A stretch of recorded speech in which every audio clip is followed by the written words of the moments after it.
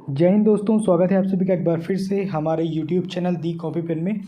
तो पिछले वीडियो में आप लोगों ने जो न्यूटन के गति विषयक नियम है उनके बारे में बात कर ली थी हम लोगों ने उस बारे में। तो आज का जो नया लेसन है वो है पदार्थ या द्रव्य एवं उसकी अवस्थाएं। तो इस लेसन में हम लोग द्रव्य क्या होते हैं इनके बारे में समझेंगे और इससे संबंधित जो भी बातें हैं उनके बारे में चर्चा करेंगे। तो शुरुआत करते हैं हम लोग अपने वीडियो की। जानते हैं सबसे पहले पदार्थ या द्रव्य क्या होता है। तो आप लोग अपने आसपास काफ़ी चीज़ों को देखते होंगे जो स्थान घेरती हैं और कुछ वजन भी होता है, मतलब उनका एक द्रव्यमान होता है और उन्हें आप अपनी ज्ञानेंद्रियों के द्वारा, जो आपकी ज्ञानेंद्रियां हैं आँख, नाक, कान, जीभ और त्वचा, इससे उन चीज़ों का अनुभव करते हैं। कुछ का सूंघ कर करते हैं, कुछ का सुनकर, कुछ का छू कर और कुछ का स्वाद चक्कर हम अनुभव करते हैं। मतलब ऐसी चीज़ों से आप खुद को घिरा पाते हैं। ठीक, नॉर्मल सी बात है ये। तो अगर पदार्थ या द्रव्य की परिभाषा की बात आती है तो यही सामने निकल के आती है कि वे वस्तुएं जो स्थान घेरती हैं तथा जिनका द्रव्यमान होता है उन्हें हम द्रव्य या पदार्थ कहते हैं। ठीक, तो अब कोई भी वस्तु होगी जिसमें द्रव्यमान होता है, जो स्थान घेरती है मतलब आयतन होता है, क्या कहलाती है? द्रव्य कहलाती है।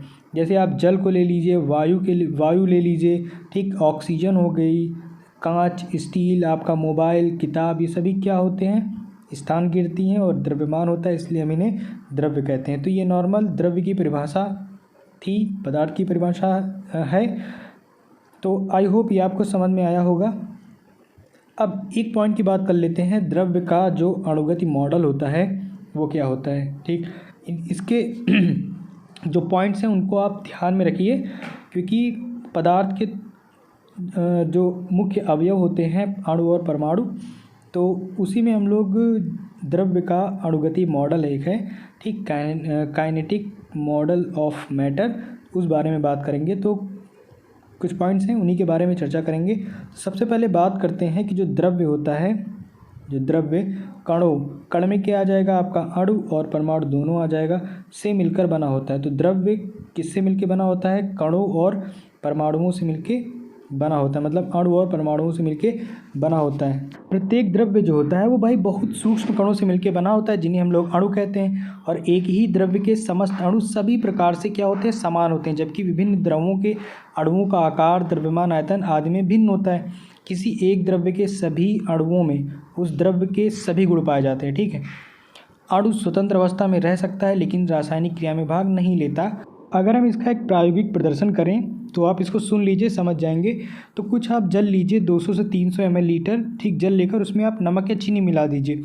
जब आप नमक या चीनी मिलाएंगे तो आप देखेंगे कि जल का जो तल रहता है वो कुछ ऊपर उठ जाता है, लेकिन बाद में यदि जो कोई कांच की छड़ से नमक या चीनी जो भी आपने उसमें मिलाया है उसको जल में घोल दें तो मिश्रण का जो तल रहेगा पुनः प्रारंभिक स्थान पर आ जाता है।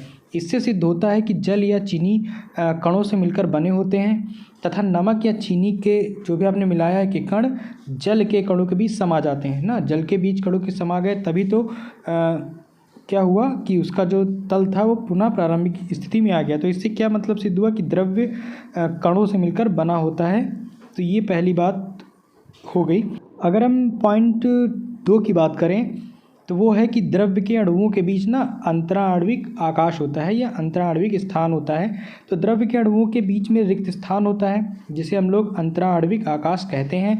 इन रिक्त स्थानों में अणु ना सदैव कंपन या रेखीय अथवा घूर्णन गति करते रहते हैं। इसे आप इस प्रयोग के द्वारा समझेंगे कि एक बेलन में आप 100 मिलीलीटर जल लेकर उसके ऊपर 100 या 100 मिलीलीटर अल्कोहल भर दें। ठीक, प्रारंभ में कुछ जो कुल आयतन रहेगा 100 होकर कितना हो जाएगा? 200 हो जाएगा, 200 ml हो जाएगा। अब इसे आप अच्छी तरह से हिलाते हैं। ठीक, इसे आप अच्छी तरह से हिला लें। हम देखते हैं कि मिश्रण का आयतन प्रारंभ में लिए गए जल तथा अल्कोहल के आयतनों के योग से कुछ कम रह जाता है। तो इसका कारण यही है कि अल्कोहल के अणु जल के अंतराण्विक आकाश के बीच समायोजित हो जाते हैं। तीसरे पॉइंट की बात करें तो अणु सदैव अनियमित गति करते हैं। ठीक, अणु सदैव अनियमित गति करते कैसे? तो आप कमरे के कोने में परफ्यूम की शीशी खोल दे तो जो अणु रहते हैं उस परफ्यूम के, वो भाई अनियमित गति करते करते कमरे के एक कोने से दूसरे कोने तक आराम से पहुंच जाएंगे। तो यही इसका एक प्रयोग हो गया कि अणु सदैव अनियमित गति करते हैं। और इससे संबंधित कुछ बातें और ध्यान में रख लीजिए कि अणुओं की गति अणुओं के द्रव्यमान तथा ताप पर निर्भर करती है। ठीक, ताप बढ़ने से अणुओं की जो गति होती है वो बढ़ती है तथा अणुओं का द्रव्यमान बढ़ने से इनकी गति क्या होती है, घट जाती है। ये आप पॉइंट ध्यान में रखिए। अगले पॉइंट की बात करें तो अणुओं के मध्य अंतराण्विक बल लगता है। कैसे? तो द्रव्य के अणुओं के बीच आकर्षण बल लगता है जिससे अणु एक दूसरे को आकर्षित करते हैं।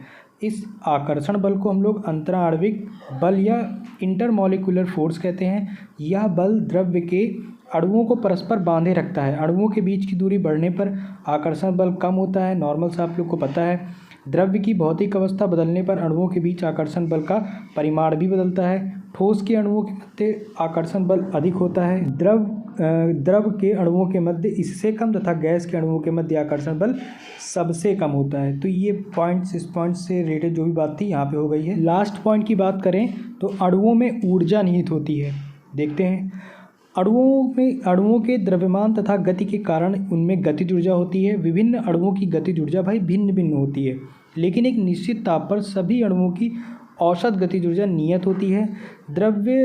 जो द्रव्य होता है, द्रव्य का ताप अणुओं की औसत गतिज ऊर्जा पर निर्भर करता है। ताप में वृद्धि होने से अणुओं की औसत गतिज ऊर्जा में वृद्धि होती है। अणुओं में परस्पर आकर्षण बल के कारण उनमें स्थितिज ऊर्जा होती है। तो द्रव्य का जो अणुगति मॉडल था उसके अंतर्गत जो मैंने आपको 5 पॉइंट्स बताए हैं कि द्रव्य कणों में अणु या परमाणु आ जाएगा से मिलकर बना होता है। द्रव्य के अणुओं के बीच अंतराण्विक आकाश होता है। अणु सदैव अनियमित गति करते हैं। अणुओं के मध्य अंतराण्विक बल लगता है और अणुओं में ऊर्जा निहित होती है। तो ये 5 पॉइंट्स अपने दिमाग में रख लीजिए एकदम से। पेपर में अगर पूछा जाता है 2 नंबर में तो आप इन 5 पॉइंट्स में को लिख कर और थोड़ा थोड़ा आप डिस्क्राइब कर देंगे तो आपको पूरे नंबर मिल जाएंगे। तो अभी इस वीडियो में इतना ही, क्योंकि ये वीडियो काफ़ी लंबा हो जाएगा।